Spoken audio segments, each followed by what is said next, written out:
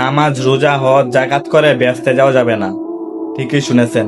Wait wait, আমি আবার বলি নাই, বলেছেন আমাদের শিক্ষামন্ত্রী এহসানুল হক মিলন। নামাজ রোজা হজ জাকাত করে ব্যস্ত যাওয়া হবে নাকি? এই ভুয়া কথা শুনবেন না। তো এটা তো আমাদের তাইরি কাকুর চোখে এখন ধরা পড়বে না, এখন তো সে অন্ধ।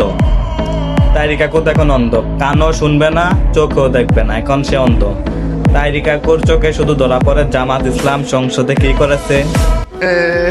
এমন সিনেমা আমার জন্মের পরে দেখছি না। আমির হামজা সংসদে কি করেছে, আমির হামজা কাকে কি বললো। আজকে দেখলাম জাতীয় মিথ্যাবাদী আমির হামজার বিরুদ্ধে গ্রেফতারি পরোয়ানা জারি হয়েছে।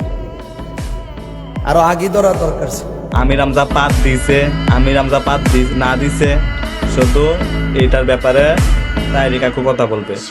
এখন এহসানুল হক মিলন যে এই কথাটা বলছে, এটা তার চোখও ধরা পড়বে না, সে কানও দেখবে না। তাই রয়েছে এক নাম্বার গুজবকারী। আপনি এই কথাটা বলছেন না না বলছেন, সে এটা ভালো করে যাচাই করবে না, আপনার বিরুদ্ধে একটা ফতোয়া দিয়ে দিবে।